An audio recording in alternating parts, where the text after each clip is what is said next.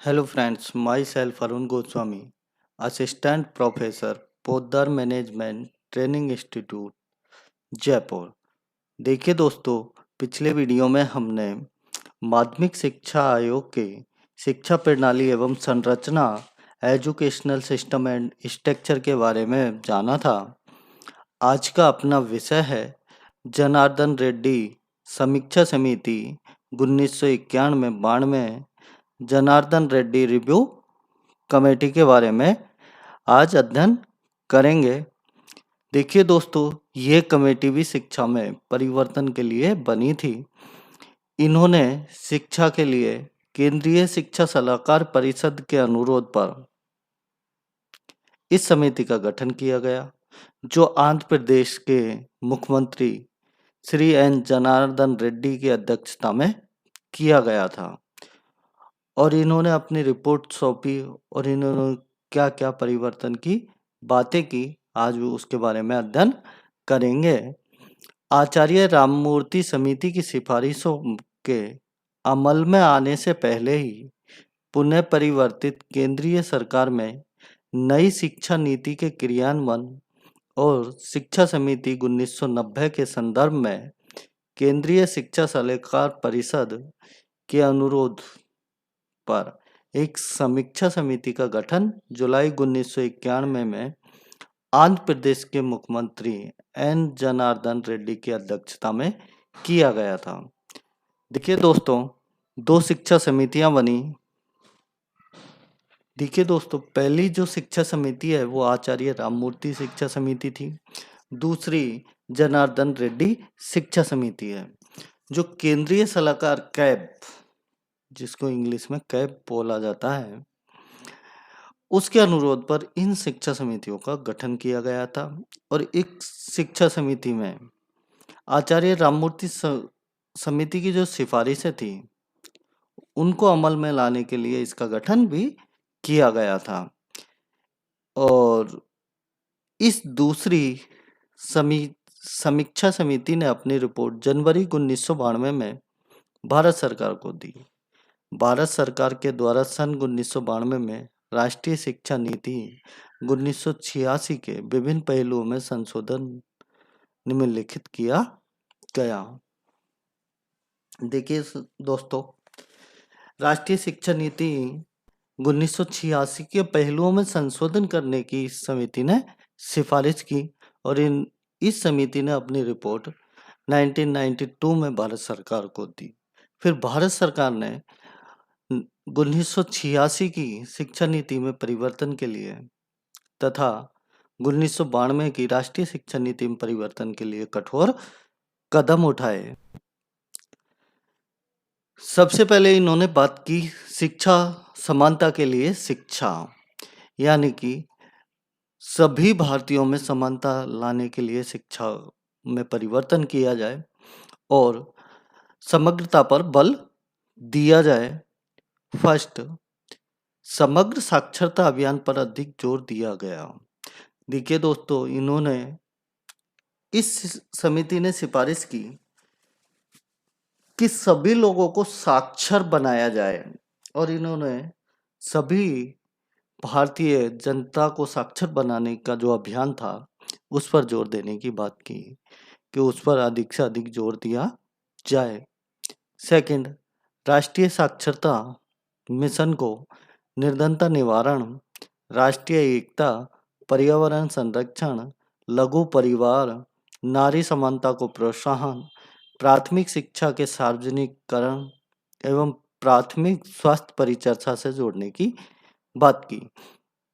देखिए दोस्तों, इन्होंने दूसरी सिफारिश में कहा कि राष्ट्रीय जो साक्षरता मिशन है, यानी कि भारत के लेवल पर जो साक्षरता मिशन चलाया जा रहा है उनको निर्धनता निवारण, राष्ट्रीय एकता, पर्यावरण संरक्षण, लघु परिवार, प्राथमिक शिक्षा का सार्वजनिकरण किया जाए और इनके साथ राष्ट्रीय साक्षरता मिशन को जोड़ा जाए, जिससे ज़्यादा से ज़्यादा जनता साक्षर हो सके, सभी को समान रूप से शिक्षित किया जाए, इसमें किसी भी प्रकार का कोई भेदभाव नहीं किया जाए। थर्ड, व्यवसाय तथा रोजगार केंद्रित तथा आवश्यकता व रुचि पर आधारित व्यावसायिक व कौशल प्रशिक्षण कार्यक्रमों पर जोर दिया जाए। देखिए दोस्तों, इन्होंने कहा कि व्यवसाय तथा स्वरोजगार केंद्रित, आवश्यकता व रुचि पर आधारित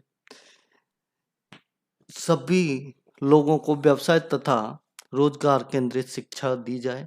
जिसको जैसी आवश्यकता है, जिसकी जैसी रुचि है, उसको उसी प्रकार के व्यावसायिक व कौशल प्रशिक्षण कार्यक्रमों पर बल दिया जाए। वैसी ही जैसी सामने वाले की आवश्यकता है, उसकी रुचि है, उसी प्रकार के उसको व्यावसायिक तथा कौशल प्रशिक्षण की व्यवस्था की जाए। नेक्स्ट, नव साक्षरताओं के लिए साक्षरता के उपरांत सतत शिक्षा के कार्यक्रम उपलब्ध कराया जाए। जो नए साक्षर हैं, जो नई जनरेशन है, उसको साक्षर करने के उपरांत सतत शिक्षा, जो सतत शिक्षा कार्यक्रम है वो उपलब्ध कराया जाए, जिससे वो जल्दी से जल्दी शिक्षित हो सकें। ये तो दोस्तों इन्होंने समानता के लिए शिक्षा के लिए सिफारिशें की। नेक्स्ट, विभिन्न स्तरों पर शैक्षिक पुनर्गठन। देखिए दोस्तों, इन्होंने कहा कि सभी स्तरों पर शिक्षा का पुनर्गठन किया जाए। शिक्षा को अच्छी किस प्रकार बनाया जाए, आवश्यकता रुचि के अनुसार शिक्षा को में परिवर्तन किस प्रकार किया जाए। फर्स्ट, ऑपरेशन ब्लैक बोर्ड को अधिक व्यापक बनाया जाएगा। जहां 1986 की नीति में 2 कमरे और 2 अध्यापक की बात कही गई थी, वहां इस संशोधन में कहा गया कि विद्यालय में 3 कमरे और 3 अध्यापक की व्यवस्था की जाएगी। देखिए दोस्तों, इन ऑपरेशन ब्लैक बोर्ड राष्ट्रीय शिक्षा नीति 1986 की देन है और उसमें स्कूल के लिए 2 कमरे और 2 अध्यापकों की बात की गई थी कि प्राथमिक स्कूल के लिए 2 कमरे होने चाहिए और 2 अध्यापक होने चाहिए। जनार्दन रेड्डी समीक्षा समिति में बदलाव परिवर्तन करने के लिए कहा कि उसमें परिवर्तन किया जाए।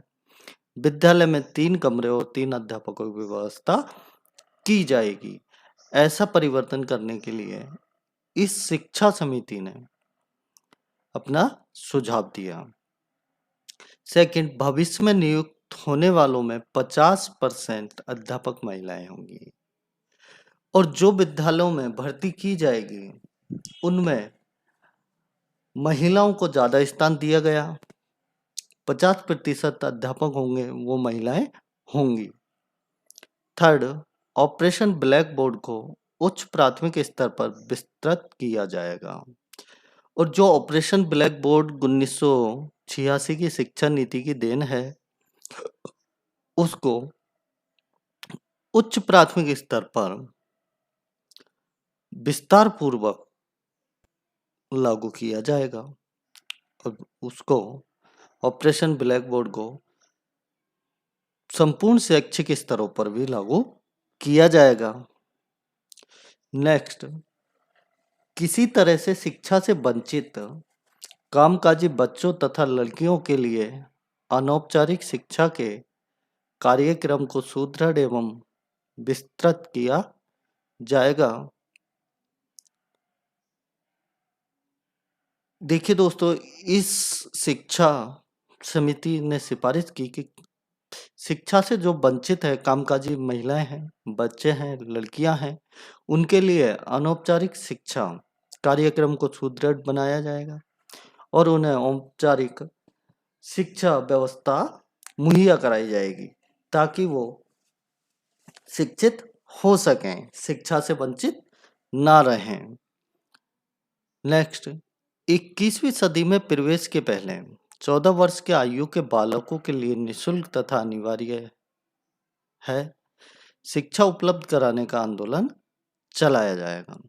देखिए दोस्तों, इन्होंने कहा 21वीं सदी में यदि भारत प्रवेश करेगा, उससे पहले 14 वर्ष आयु के जो बालक हैं उनको निःशुल्क और अनिवार्य शिक्षा उपलब्ध कराने के लिए एक आंदोलन चलाया जाएगा और जो 14 वर्ष से कम के बच्चे हैं उनको सभी को शिक्षित किया जाएगा 21वीं सदी में प्रवेश करने से पहले।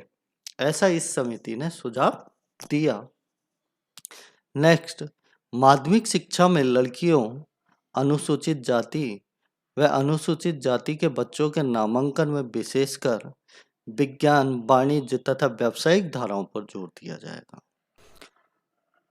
देखिए दोस्तों, माध्यमिक शिक्षा में लड़कियों, अनुसूचित जाति और अनुसूचित जनजातियों के बच्चों के नामांकन विशेषकर विज्ञान, वाणिज्य तथा व्यावसायिक, इन 3 धाराओं पर जोर देने की बात की गई और इनमें लड़कियों, अनुसूचित जाति और अनुसूचित जनजाति के विकास की बात की गई। जो समाज की मुख्य धाराओं से पिछड़े हुए थे, उनको समाज की मुख्य धारा से जोड़ने के लिए यह सिफारिश की गई ताकि समाज की मुख्य धारा से वंचित लोग भी समाज के साथ जुड़ सके और शिक्षा प्राप्त कर सके। नेक्स्ट, अधिक से अधिक विद्यालयों में कंप्यूटर शिक्षा सुलभ कराई जाएगी। देखिए दोस्तों, इस आयोग ने सिफारिश की, इस समिति ने कहा कि सभी विद्यालयों में कंप्यूटर शिक्षा को सुलभ बनाया जाएगा और कंप्यूटर द्वारा शिक्षित करने पर जोर दिया जाएगा।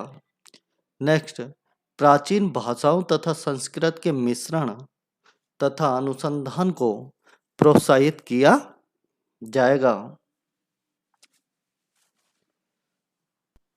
देखिए दोस्तों,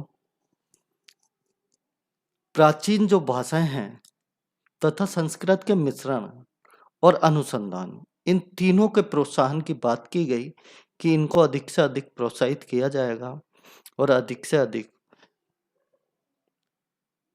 काम में लिया जाएगा ताकि बच्चे सरलता से शिक्षित हो सकें।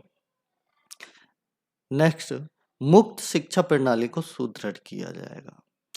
देखिए दोस्तों, इसमें शिक्षा प्रणाली की बात की गई है। जो हमारी मुक्त शिक्षा प्रणाली है, निःशुल्क शिक्षा, अनिवार्य शिक्षा है, उस प्रणाली को सुदृढ़ किया जाएगा ताकि बच्चे आसानी से शिक्षा प्राप्त कर सकें।